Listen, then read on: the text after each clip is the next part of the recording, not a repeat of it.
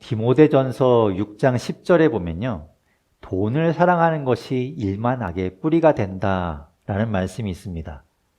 근데 그 말씀의 의미는 돈을 사랑하는 것, 돈에 온 마음을 다 빼앗기는 것이 문제가 된다라는 말씀이지 돈 자체가 악하다 이런 말씀은 아닙니다. 그렇다면 돈이 악한 것이라면 돈을 사용하지 말라고 했겠지요.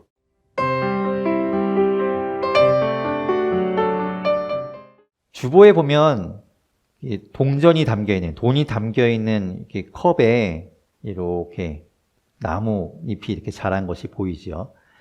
돈에서 생명이 피어나는 겁니다.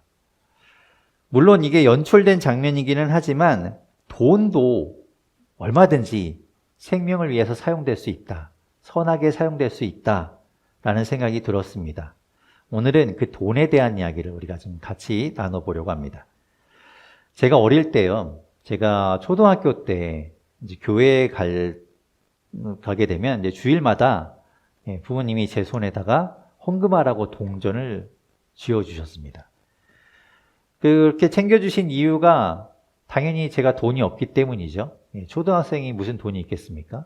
돈벌이를 뭐 하는 것도 아니고 그렇다고 정기적으로 용돈을 받는 것이 아니었기 때문에 부모님이 용돈 이렇게 헌금하라고 주지 않으면 헌금을 못 하는 겁니다. 예배 시간에 이제 헌금 바구니가 돌아가잖아요. 그때 저는 그냥 이렇게 넘겨야 되는 것이죠. 그래서 부모님이 주시는 그 돈이 곧 헌금으로 연결되곤 했습니다. 반대로 생각해 보면 헌금으로 주어지는 그 돈이 저에게는 유일하게 정기적으로 생기는 돈인 것이죠. 그래서 물론 제 마음대로 쓰라고 주시는 건 아니지만 그 돈을 가지고 저는 대단한 유혹에 빠지게 되었습니다. 교회 가는 그 길에 있는 구멍가게에서 저를 유혹하는 과자들과 맛있는 달콤한 것들이 유혹하고 있죠. 그리고 오락실에 게임기에서 나는 그 소리가 저를 유혹합니다. 한 판만 하고 가. 가는 길에 딱 한 판만 하고 가. 뭐 이렇게 저를 유혹하는 것이죠. 제가 욕심에 눈이 멀어서 그 돈을 헌금하지 않고 다 이제 다른 곳에 썼다면 쉽게 들통이 났을 겁니다. 그러니까 뭐 헌금하지 않는 아이로 이름이 났을 테니까요. 하지만 그 중에 한 일부 정도만 내가 이렇게 다른 데 쓰고 헌금한다고 하면 괜찮지 않을까라는 생각을 했습니다. 그래서 실제로 실행에 옮겼습니다. 교회 가다가 군것질 하기도 했고요. 또 헌금을 다 하지 않고 남겼다가 오락실 가서 오락하기도 했습니다. 사실 헌금을 중간에서 이렇게 얼마를 빼돌린다는 건 지금 생각해보면 정말 엄청난 무모한 짓이었다는 것을 깨닫게 됩니다. 어떻게 그런 용기가 있었는지 모르죠. 큰 범죄를 저지르는 것과 다름이 없으니까요. 혹시라도 하나님께 벌을 받게 되면 어떡할까라는 염려를 할 수도 있는데 그것보다는 어린 마음에 부모님께 걸리면 혼나겠지라는 생각이 더 컸던 것 같습니다. 그렇게 헌금을 다 하지 않는 날에는 내내 마음이 불안하고 혼날까 봐 두근두근하고 찜찜했던 것 같습니다. 나중에서야 그런 일이 큰 하나님께 잘못이라는 것을 깨닫게 되었지요. 사도행전에 보니까 아나니아와 삽비라라는 부부가 있었습니다. 이 부부가 자기가 가진 땅을 팔아서 그 땅을 판 돈을 하나님께 헌금하기로 했는데 그 중에 얼마를 빼돌립니다. 그리고 그것이 전부라고 헌금하게 되지요. 그렇게 거짓말했던 것, 하나님을 속인 것 때문에 그들은 그 자리에서 죽게 됩니다. 헌금하지 않으면 죽는다. 뭐 이런 것으로 여러분에게 겁을 주려는 것은 아니고요. 중요한 것은 하나님 앞에 정직한 마음이 되겠지요. 그 부부가 죽은 것은 아마도 여러 가지 상황이 이제 사도행전 가운데 있었기 때문에 그 상황들과 맞물려서 벌을 받게 된 것이지 꼭 헌금하지 않으면 죽는다라는 것으로 이해하면 안 됩니다. 자, 어린 성우, 그 어렸던 그 성우는 왜 그런 하면 안 되는 일을 하게 되었을까? 제가 한번 생각해 봤습니다. 왜 저는 그렇게 무모한 일을 했을까? 말씀드린 것처럼 저를 유혹하는 여러 가지 것들이 있기 때문이기도 했지만 더 근본적인 문제가 있었다는 걸 깨닫게 되었습니다. 그것이 무엇인가 하면 왜 헌금하는지를 몰랐던 거죠. 그러니까 부모님이 헌금하라고 주시는데 그것을 왜 교회에 가서 헌금해야 되는지를 몰랐던 겁니다.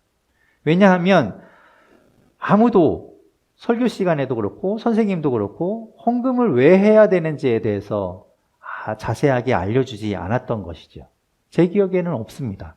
그러니까 이 헌금이 왜 해야 되는지 몰랐던 겁니다. 그렇다고 해서 제가 어른이 되었고 성장하고 난 이후에도 헌금에 대해서 교회에서는 많이 듣지 못했습니다. 제가 교역자가 되고 나서 보니까 교회에서 헌금 얘기하는 것이 참 부담스러운 일이더라고요.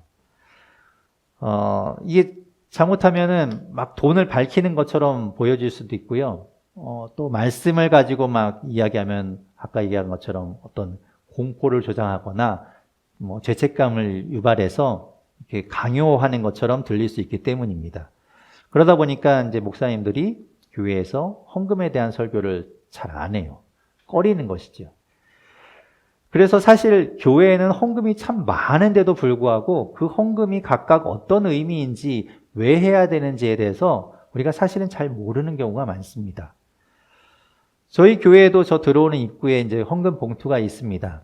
저희 교회는 헌금 봉투 하나에 여러 가지 항목이 있고 이제 그것을 체크해서 헌금하도록 되어 있는데 다른 교회에 가면 종류별로 헌금 봉투가 다 다르게 있지요. 그래서 헌금 봉투가 여러 개 많이 있는 걸 볼 수 있습니다. 11조 헌금, 감사 헌금, 주정 헌금, 또 주일 헌금이라는 이름도 있고요. 또 선교 헌금, 건축 헌금, 교육 헌금, 구제 헌금, 궁율 헌금, 아주 다양한 이름의 헌금들이 있습니다. 그렇게 많은 헌금 봉투를 만들어 놓고 헌금을 하는 것은 조금이라도 헌금을 더 많이 받기 위한 그런 이유가 아닙니다. 각각의 헌금엔 다 의미가 있고 이유가 있어요. 예배를 드리고 나서 잘 예배를 드렸다. 오늘 예배 참 좋았다. 그런 마음으로 감상비를 내거나 입장료를 내는 그런 의미가 아닙니다. 마침 오늘 본문이 헌금에 대해서 이야기하기 좋은 본문이에요. 그렇다고 오늘 그 많은 헌금에 대해서 모두 다 자세하게 이야기하지는 않을 겁니다. 시간이 부족해요. 저도 어제 이렇게 설교를 준비하면서 보니까 설교에서 이 헌금 이야기를 다 하기에는 한 번의 설교로는 너무 부족하더라고요. 그래서 오늘은 이 관련된 본문에 나오는 그 관련된 헌금에 대한 이야기만 함께 좀 나누려고 합니다. 헌금이라는 말은 한자예요. 보시면 어떤 글자로 되어 있냐면 드릴 헌자에 쇠금, 금금자로 되어 있죠. 그러니까 돈을 드린다라는 이런 말입니다. 누구에게 드릴까요? 목사에게 드리는 것이 아닙니다. 교회에 드리는 것이 아닙니다. 하나님께 드리는 겁니다.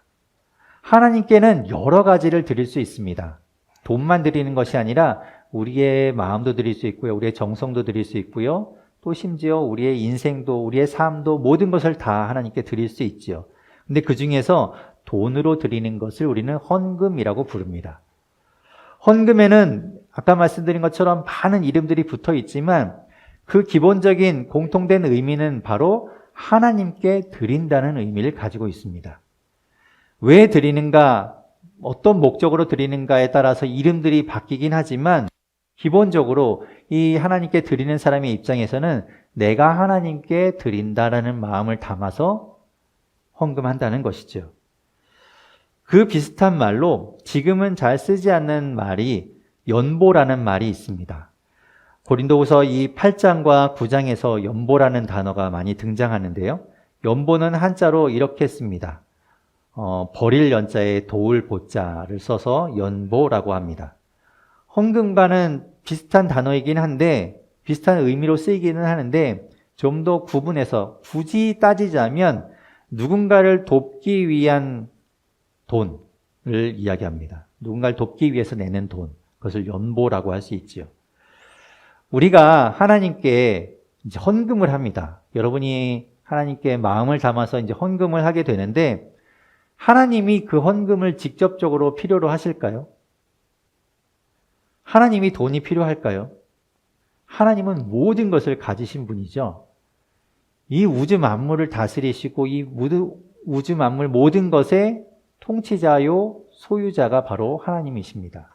그러니까 우리가 하나님께 헌금하는 것으로 하나님이 우리를 사용해서 돈을 착취하고 그 돈을 사용하시는 분이 아니에요.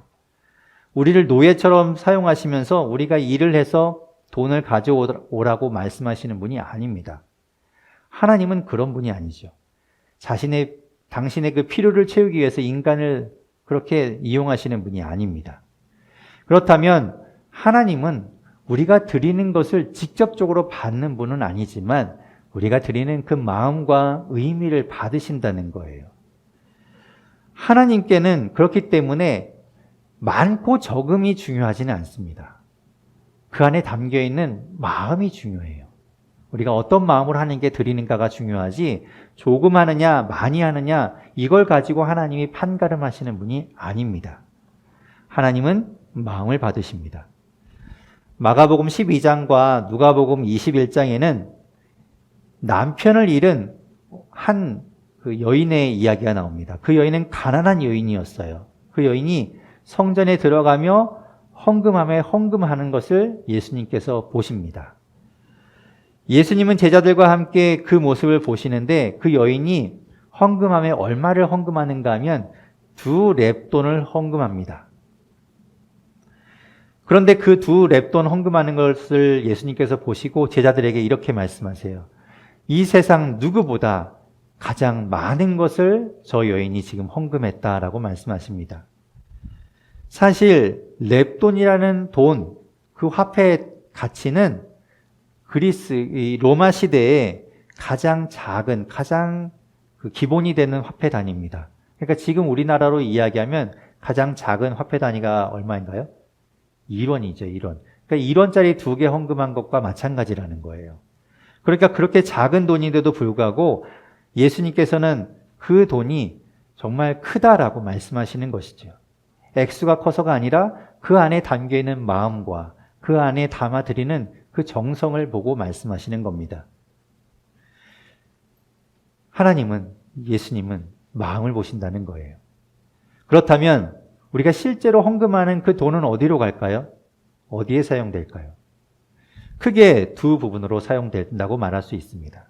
첫 번째는 구약에서 말하는 성전, 지금으로 말하는 그 교회에 운영되고 또 교회에서 하는 일에 사용됩니다. 그리고 또 다른 부분은 어려움에 처한 사람들, 이웃을 돕기 위한 것에 사용되지요. 고린도후서 이 8장과 9장은 그 중에서도 어려움에 처한 사람들을 돕기 위한 아까 말씀드린 것처럼 연보라고 말하는 것이 더 정확한 그런 것에 대한 말씀이라고 할 수 있습니다. 처음으로 교회가 세워진 곳이 어딘가 하면 예루살렘입니다. 예루살렘에 교회가 세워지게 되지요. 그런데 예루살렘이라는 곳에 특성이 있는데 예루살렘은 내륙에 있어요.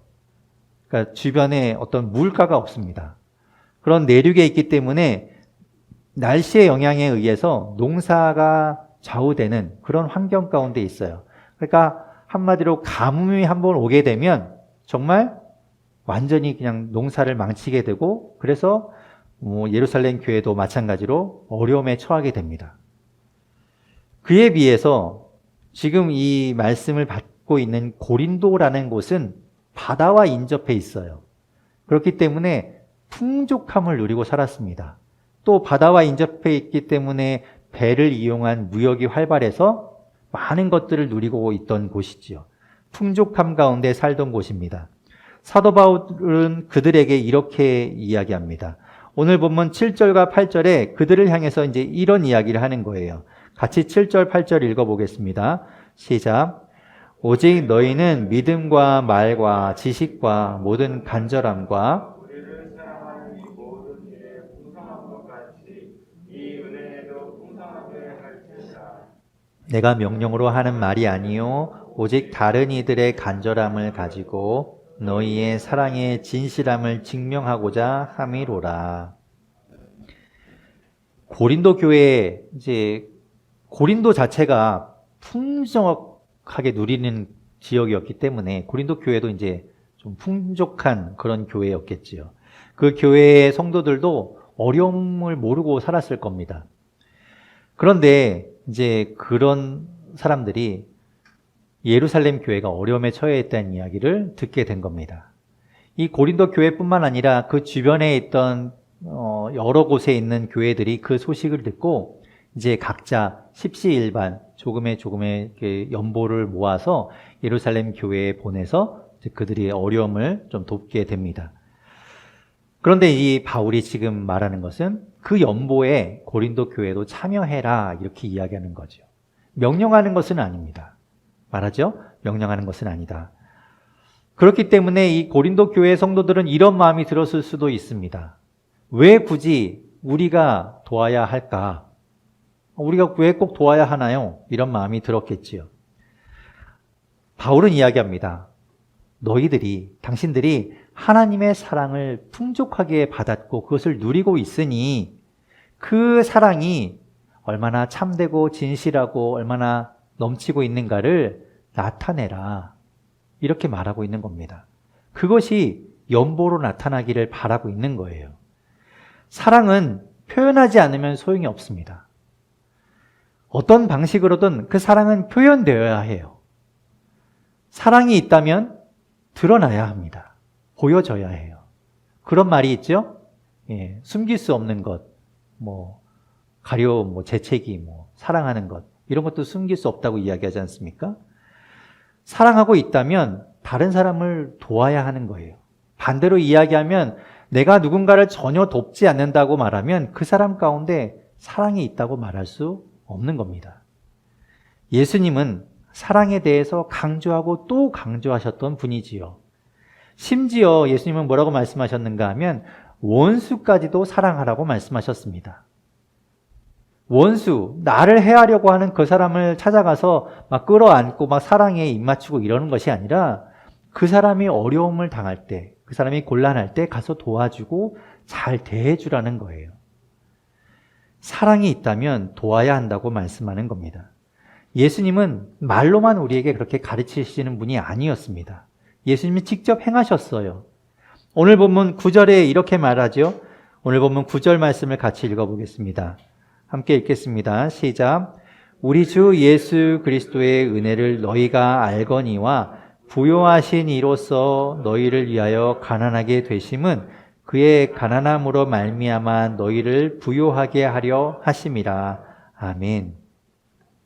예수님이 우리를 사랑하셔서 우리를 도우시려고 우리가 너무 불쌍해 보여서 이 땅에 오셨다는 거예요. 가난하게 되셨다는 거예요. 아까 말씀드린 것처럼 모든 것을 다 가지신 그 하나님이 인간의 모습으로 이 땅에 오신 겁니다. 그 모든 것들을 다 내려놓고 말이죠. 부요하신 그 하나님이 가난하게 되셨다는 겁니다. 왜냐하면 우리를 사랑하시기 때문에 우리를 도우시려고 우리를 불쌍히 여기셔서 말이죠. 그것이 바로 사랑입니다. 이 고린도 교회의 성도들도 예루살렘 교회의 소식을 듣고는 그런 불쌍한 마음이 생겼을 겁니다. 아, 도와야 되겠다라는 마음이 들었을지 모르지요. 마음을 먹었습니다. 하지만 그 마음은 행동으로 옮겨지지 않았습니다.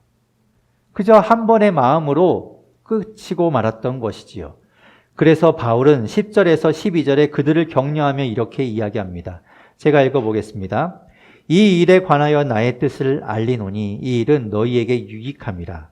너희가 1년 전에 행하기를 먼저 시작할 뿐 아니라 원하기도 하였은즉 이제는 하던 일을 성취할지니 마음에 원하던 것과 같이 완성하되 있는 대로 하라. 할 마음만 있으면 있는 대로 받으실 터이요 없는 것은 받지 아니하시리라. 어쩌면 이들은 미루고 있었는지도 모릅니다. 1년 전에 예루살렘 교회가 어렵다니 도와야 되겠다라는 마음은 먹었지만 미루고 있었던 것이죠. 이런 마음일 수 있는 겁니다. 그래, 예루살렘 교회를 좀 도와야 되는데 기왕 도우려면 좀 편하게 도와야 되지 않을까? 우리가 좀 더 많이 모으고 좀 더 이렇게 좀 우리가 많은 것을 가지게 되면 그때 좀 이렇게 한 번에 확 많이 모아서 보내야 되겠다. 이런 마음을 가질 수 있죠. 그 시간이 1년이 걸렸다는 겁니다. 아마 이 사도 바울이 이야기하지 않았으면 5년 되고 10년 되고 그냥 그렇게 흐지부지 끝나고 말았을 수도 있습니다. 이런 마음을 가지고 있었기 때문에 바울은 뭐라고 말합니까? 있는 대로 하라고 이야기합니다. 그냥 자꾸만 미루지 말고 지금 그 마음 있는 대로 지금 가진 것을 가지고 도우라라고 말하지요. 이 고린도 교회의 사람들에게는 약간의 경쟁심이 있습니다. 아마도 그들이 좀 더 많은 것을 하려고 하는 데는 이 경쟁심 때문에 그랬을 수도 있습니다. 지도를 한번 볼까요? 이게 그리스의 지도입니다. 이렇게 녹색으로 표시된 곳이 이제 그리스인데요. 그리스는 크게 두 부분으로 나눌 수 있어요. 보면 이렇게 이제 섬처럼 생긴 이 남쪽에 있는 부분하고 이 본토 대륙으로 이렇게 나눌 수 있죠. 이렇게 두 군데로 나눌 수 있는데 고린도는 어디에 위치해 있냐면 이 섬처럼 생긴 부분과 본토가 연결되는 이 다리같이 생긴 부분에 이 중간쯤에 이제 고린도가 있습니다. 고린도 교회가 거기 있어요. 그러니까 이 남쪽 이 섬같이 생긴 이 부분에 속해 있는 곳이 고린도입니다. 그런데 이 오늘 본문 말고 이 오늘 본문 앞쪽에 보면 8장 2절과 3절에 사도 바울이 이렇게 이야기합니다. 제가 읽어보겠습니다.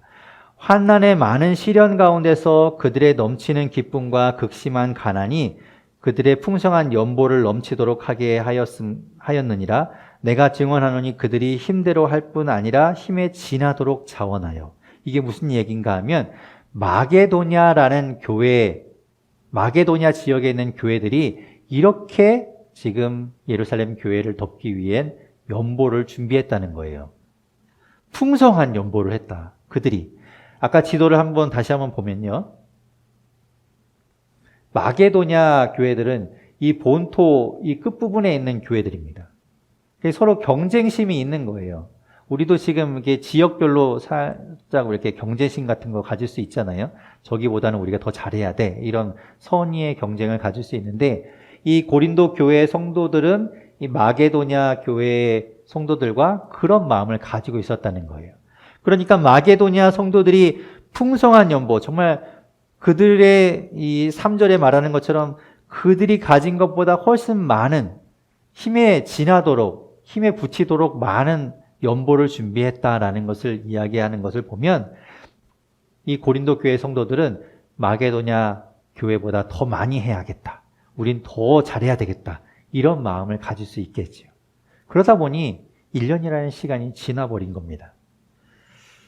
어쩌면 급하기 때문에 우리가 재난지원금을 받는 것처럼 빨리 도우면 좋을 텐데 그렇게 1년의 시간이 지나고 만 겁니다.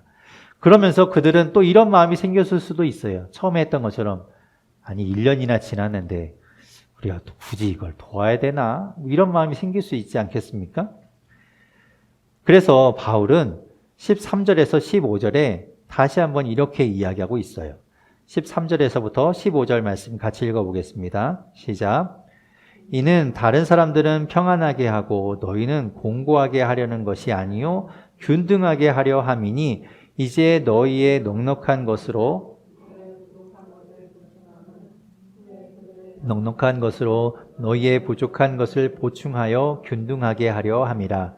기록된 것 같이 많이 거둔 자도 남지 아니하였고 적게 거둔 자도 모자라지 아니하였느니라. 아멘. 예.